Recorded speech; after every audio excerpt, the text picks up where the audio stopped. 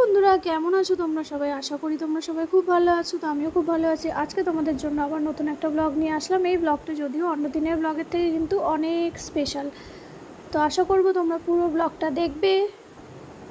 আর পুরো ব্লগটা না দেখলে তো তোমরা বুঝতেও পারবে না যে কি স্পেশাল আজকে, কিসের জন্য আজকে এত কিছু আয়োজন হচ্ছে, কি হচ্ছে না হচ্ছে পুরোটা জানতে হলে তো তাই তোমাদের বললাম, ওই জন্য ব্লগটা পুরো দেখো। তো চলো, এখন আমি বিরিয়ানি রেডি করছি। এই প্রথমবার আমি আমার নিজের হাতে বানানো বিরিয়ানি ভিডিও করতে পারছি। আমার হাতে ঘরোয়া বিরিয়ানি আমি বাড়িতে প্রচুর বানিয়েছি, প্রচুরবার, কিন্তু কখনোই ভিডিও করা হয়ে ওঠেনি, কেননা আমাকে ভিডিও করে দেওয়ার মতো কেউ ছিল না। তো আমি গিয়েছিলাম সানডেতে বাপের বাড়ি, গিয়েছিলাম স্যাটারডেতে, দুদিন ছিলাম। তো যাই হোক, ওই গিয়েছিলাম, তো ওখানেই এমনি জাস্ট খাওয়া দাওয়া হয়েছিল। তো কী খাওয়া হবে? ওই বিরিয়ানি। তো সেই সূত্রেই আমার বোন আমাকে ভিডিও করে দিচ্ছিল, তাই আমি তোমাদের সাথে বিরিয়ানির রেসিপিটা শেয়ার করতে পারছি। দেখো, বিরিয়ানি অনেকে অনেক রকমভাবেই বানায়। আমি বলছি না যে আমি যেভাবে বানাই সেটাই ঠিক, আমি যেভাবে বানাই আমি তোমাদের সেটাই দেখাচ্ছি। আর আমার হাতের এই ঘরোয়া বিরিয়ানি আমার বাড়ির লোক সত্যি খেতে খুবই পছন্দ করে, আর আমার সেটা শুনে খুব ভালোও লাগে।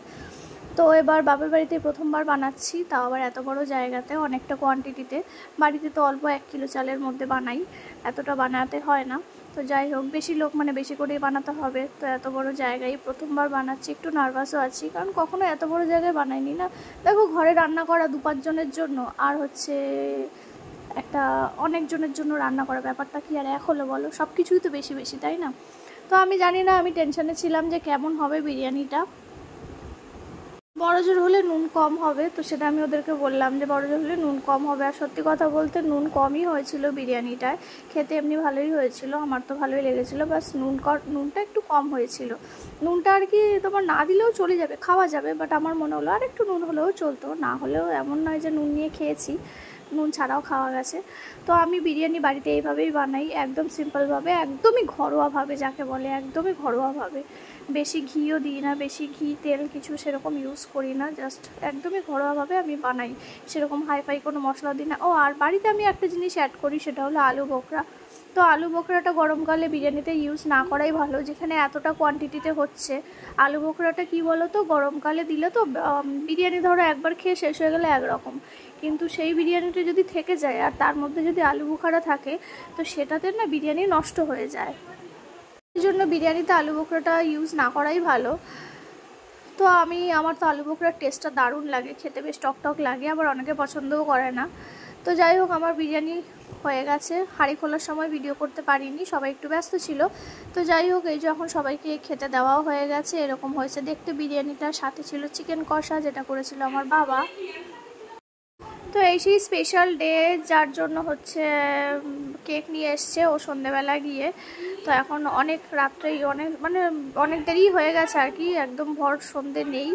তো যাই হোক, এখন ও একটা ছোট্ট দেখে খুব কিউট একটা, খুব টেস্টি একটা কেক নিয়ে এসছে, সেটা আমার মা বাবা কাটিং করছে। মা বাবার 35তম বিবাহবার্ষিকী, যেটা চলে গেছে 1 সপ্তাহ 2 সপ্তাহ আগে। তারপর সবাই আর কি এক জায়গায় হয়ে আমরা এটা সেলিব্রেট করছি ঘরের মধ্যেই, মানে ঘরোয়াভাবে আর কি। তো যাই হোক, কেক কাটিং হয়ে গেছে, মা শুধু একটু সেজেছে। মা খুব ইচ্ছে ছিল যে আমি একটু সাজবো গুজবো, তো ওই জন্য খুব চটজলদি 10 মিনিটও সময় নেয়নি, তার মধ্যেই রেডি হয়ে গেছে। তো যাই হোক, এই কেক খাওয়া হয়ে যাচ্ছে, এই যে আমাকে খাওয়াচ্ছে, সবাইকে কেক খাওয়ালো। কেকটা ছিল খুব টেস্টি, থ্যাংক ইউ। আর এই পুরোটাই প্ল্যান করেছিল আমার এই যে বোন, এই যে ও সব নিয়ে এসছে গিয়ে, ওরই সব প্ল্যান ছিল। এটা ছিল একটা সারপ্রাইজ আর কি, পার্টি যাকে বলে, ছোট্টখাট্টো ঘরোয়াটি সারপ্রাইজ পার্টি।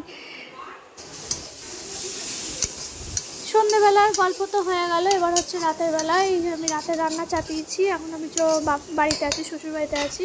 তো আজকে রাতে রান্না করে রাখছি, যেটা রাতেও চলবে আর কি, কালকে সকালেও হয়ে যাবে। সেটা ছোটো সয়াবিন আর বড় সয়াবিন মিশিয়ে আলু দিয়ে ঝোল করব। এখানে সব ভাজা হয়ে গেছে আমার, আর এখানে একটু পেঁয়াজ রসুন ছুলে রেখে দিয়েছি। করবো একটু লোটে মাছটা বেশ কয়েকদিন হয়েছে, তো করে নিয়ে শেষ করে দিই। 500 গ্রাম লোটে মাছ আছে, মা এনে দিয়েছিল। তো আমি টমেটো দেখছি, টমেটোটা খুঁজে পেলাম না, টমেটো শেষ হয়ে গেছে। ভাগ্যিস অর্ধেক টমেটো আমি সয়াবিনে দিয়েছিলাম বড় টমেটো বলে, আর অর্ধেক রেখে দিয়েছিলাম। তো এখন টমেটোর আস্তে আস্তে দাম বাড়ছে, তোমরা জানো যারা বাজার করো, যেহেতু বাজারটা আমাকেই করতে হয়, এই জন্য জিনিসের দামগুলো আমি ভালো জানি। তো আমি পরে ভেবেছিলাম মাছের টমেটো সস দেবো, সেটাও আমার আর মনে ছিল না, এই অর্ধেক টমেটোটাই দিয়েছি। যাই হোক অল্প মাছ তো হয়ে গেছে। তো এই যে আমি এখন কি রান্না করছি, এটা মনে হচ্ছে সয়াবিনটা করছি। হ্যাঁ, পাশে সয়াবিন আছে, এটা করছি। তো চলো, রাতের রান্না হয়ে গেলে সকালেও রান্না থাকে, সকালে ছেলের রান্না থাকে, তারপর ছেলে স্কুলে কালকে টিফিন করতে হবে, অনেক কাজ থাকে সকালে, তাড়াহুড়ো লেগে যায় জানো তো। ওই জন্য রাতে পারলে রাতে একটা দুটো তরকারি করে রেখে দিই। তো সয়াবিনটা হচ্ছে কড়াটা না, ওই কী করতে গিয়ে যেন মশলা কষাতে গিয়ে না একটু পুড়ে পুড়ে গেছে আর কি, ওই জন্য কড়াটা এরকম লাগছে। তো এই যে ঝোল দিয়ে দিলাম, হয়েই গেছে তরকারিটা, যে ঝোলটা ফুটবে আর একটু মশলা দিয়ে নামিয়ে নেবো। মশলা বলতে এখন আমি বেশ পাঁচফোড়নটা একটু ভেজে গুঁড়ো করে দিই, বেশ ভালোই লাগে খেতে। তোমরাও পারলে ট্রাই করে দেখো, যে কোনো ঝোলে মাংসতেও দিতে পারো। তো এই হয়ে গেছে হচ্ছে আমার সয়াবিনের ঝোল। এবার আমি লোটে মাছটা চাপিয়ে দেবো। এই যে দেখো পেঁয়াজ ভাজছি, পেঁয়াজ ভাজতে এত সময় লাগে না, আমার সব থেকে রান্নার মধ্যে মনে হয় বোরিং কাজ হচ্ছে পেঁয়াজ ভাজা। পেঁয়াজ ভাজতে খুব সময় লাগে। পেঁয়াজটা ভাজা হোক, যাই হোক লোটে মাছটা রান্না করা তোমাদের সাথে দেখলাম না, একটু অন্যান্য কাজও করছিলাম, ওই জন্য দেখালাম না। এইগুলো আমার লোটে মাছ রান্না। তারপর সব শেষে বসিয়ে দিচ্ছি ভাত। ভাত হচ্ছে দুজন খাবো, দুজনের মতো করে বসালাম, আর খাবার রয়েছে। তো এখন তো 8টা বেজে গেছে, একটু খিদে পাচ্ছে। তো ভাবলাম একটু চানাচুর মুড়ি খাই, ঘরে যাই, সমস্ত লাইট বন্ধ করে ঘরে গিয়ে একটু বসি, একটু রিল্যাক্স করি, আর একটু মুড়ি চানাচুর খাই বসে বসে।